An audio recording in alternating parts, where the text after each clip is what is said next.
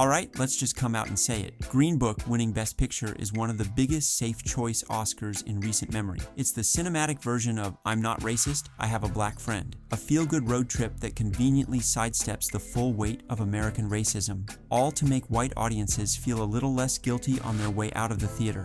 It's polished, it's charming, and it's a complete cop-out. Stick around till the end, because my last point dives into exactly why this movie didn't just miss the mark. It erased it altogether. Before we buckle up for this problematic road trip, make sure you subscribe, hit that notification bell, and let me know in the comments what movie or TV show I should take down next. This is director Ammar Hejazi, and today we're talking about why Green Book should have never won Best Picture, and why it's exactly the kind of movie the Oscars love for all the wrong reasons. Let's start with the obvious. This is supposed to be about Dr. Don Shirley, an accomplished black pianist navigating racism in the Jim Crow South. But who do we follow? Tony Lip, the white driver. And sure, it's based on a true friendship, but that doesn't mean it needed to center the white savior perspective. This isn't a story about racism. It's a story around it, one that gives more emotional weight to a white guy learning to eat fried chicken than to the black man enduring daily discrimination. Tony's growth is treated like the moral center. Dr. Shirley's pain, treated like set dressing. Green Book isn't a bad movie in the traditional sense. It's well acted,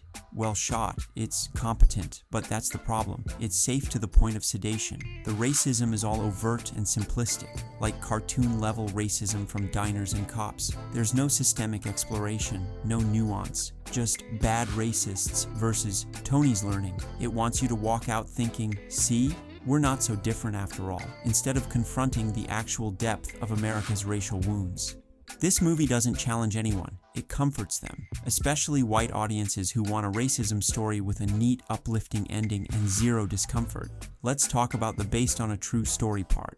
Green Book glosses over or outright distorts real aspects of Dr. Shirley's life, including his estrangement from the black community and how isolated he supposedly was. His family even called the film a symphony of lies. Why do that? Because it's easier to tell a story where the black character needs saving, emotionally, socially, and even musically, by his white driver. And let's not forget, Dr. Don Shirley was a genius. He didn't need Tony to teach him about music, friendship, or dignity, but the movie bends facts to fit the narrative of the good white ally guiding the lost black man home. It's insulting and it's lazy. Let's not forget what Green Book was up against the year it won. BlacKkKlansman, Roma, The Favorite, Black Panther, all films that actually took risks. Films that challenged viewers with unique perspectives, complex themes, and bold direction. But instead, the Academy picked the one that played like a 1990s throwback.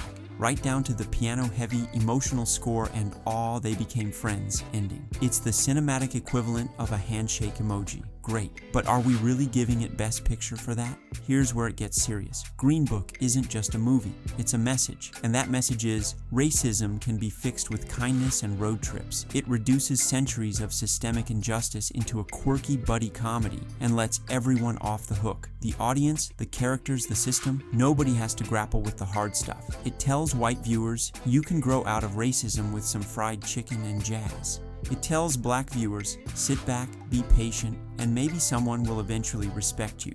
And that's why it should never have won Best Picture, because what it says, and what it avoids saying, speaks volumes. So, is Green Book the worst movie ever? Number, but should it be held up as the best film of the year? Absolutely not. This was director Ammar Hejazi, and if you stuck around to the end without throwing your popcorn at the screen, I appreciate you. Smash that like button, drop your next target in the comments, and don't forget to subscribe for more brutally honest film breakdowns. Until next time, remember, just because a movie makes you feel good doesn't mean it did good.